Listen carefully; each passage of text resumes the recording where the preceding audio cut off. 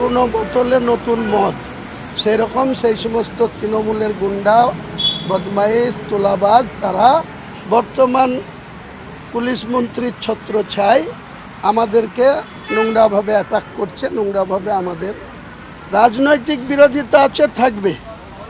রাজনৈতিকভাবে সেখানে by election হবে, নন্দীগ্রাম হবে, রেজিনগর হবে, সেখানে বিজেপি তাদের প্রার্থী দেবে, লড়াই হবে, সেটা নিয়ে কোনো সমস্যা নাই। কিন্তু যে সমস্ত গুন্ডারা মমতা ব্যানার্জির ছত্রছায়া থেকে আমাদেরকে আক্রমণ করত, আমাদের সঙ্গে নোংরামি করত, তারাই আজকে শুভেন্দুবাবুর ছত্রছায়ার পুলিশের আশ্রয় পাচ্ছে, প্রশ্রয় পাচ্ছে। এটাই গণতন্ত্রে অত্যন্ত বিপজ্জনক। তাই আমি সেখানে আমার রেজিনগর বিধানসভায় আমার একটা কর্মী সভাতে আমি এটা বলেছি যে যদি তারা মনে করে থাকে যে বর্তমান পুলিশ মন্ত্রীর আন্ডারে যে সমস্ত থানাগুলো রয়েছে আমার বিধানসভায়, সেই থানাগুলার অফিসাররা যদি এখন পুরনো তৃণমূলের গুন্ডা মস্তানদের প্রশ্রয় দেয়, তাহলে সংঘর্ষ এখানে অনিবার্য হবে। সেই জায়গাতে আমি কোনো কম্প্রোমাইজ করব না, এটাই বলেছি। আমার ব্যক্তিগতভাবে বিজেপির বিরুদ্ধে কোনো বিষোদ্গার করা বা বিজেপির যে বর্তমান ক্ষমতাসীন দল, সেই দলের বিরুদ্ধে আমার কোনো বক্তব্য নেই। কিন্তু যারা তৃণমূলের হয়ে গুন্ডাগিরি করলো, যারা তৃণমূলের হয়ে আমাদের সঙ্গে নষ্টামি করলো, গুন্ডামি করলো, আপনারা সবাই দেখেছেন কিভাবে সেখানে আমাদের কথা গ্রাহ্য না করে বারবার আমাকে শোকজ করা হয়েছে, ওয়ার্নিং নোটিশ দেওয়া হয়েছে। সর্বশেষ 4 ডিসেম্বর 2025 আমাকে সাসপেন্ড করা হয়েছিল। আজকে সেই সমস্ত নেতারা ব্যাকডোর দিয়ে কেউ অপোজিশন লিডারের ছত্রছায়ায়, কি পৌরসভা, কি পঞ্চায়েত, কি পঞ্চায়েত সমিতি, কি জেলা পরিষদ, সেই এলাকা থেকে যারা তৃণমূলের নির্বাচিত তারা আজকে বিজেপির ছত্রছায়ায় চলে এসছে। নিজেদের পিঠ বাঁচানো আর নিজেদের অ্যারেস্টের ভয়ে তারা পিছন দিক দিয়ে বিজেপির পতাকা ধরে আমাদের সঙ্গে পাঙ্গা নিচ্ছে।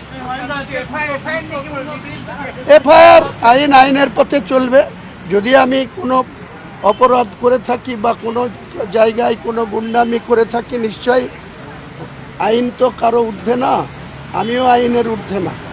আইনের প্রতি সম্পূর্ণ আস্থা আছে, জুডিশিয়ালের প্রতি সম্পূর্ণ আস্থা আছে। আমরা রাজনৈতিক ক্যারিয়ারে দীর্ঘ 34 বছরের সিপিএমের আমলে 27টা কেস খেয়েছিলাম, একটা কেসেও প্রমাণ হয়নি যে আমরা কোনো অপরাধী।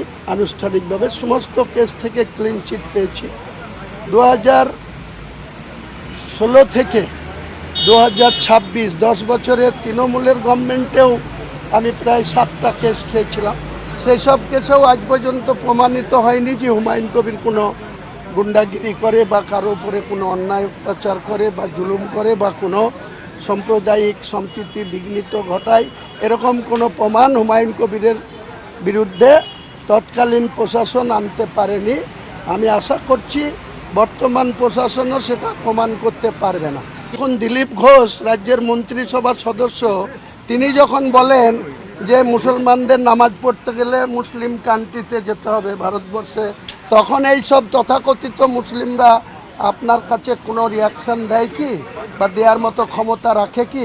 কাজে এই সমস্ত তেজপাতাদের কোনো প্রশ্নের উত্তর আমি দেব না।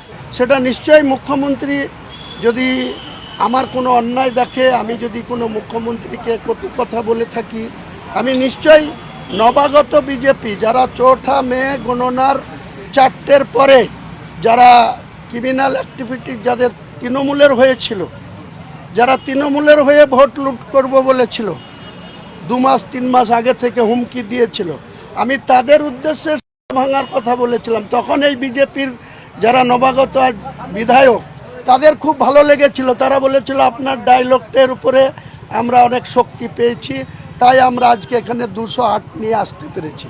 আজকে আমি যখন সেই নবাগত বিজেপি যারা তৃণমূলের ক্রিমিনাল অ্যাক্টিভিটির সঙ্গে যুক্ত, তোলাবাজির সঙ্গে যুক্ত, লুটের সঙ্গে যুক্ত, তারা প্রশাসনের সাপোর্ট পাওয়ার জন্য আজকে আমার সঙ্গে সংঘর্ষে লিপ্ত হচ্ছে, আমি বলেছি এদের পরোয়া করি না।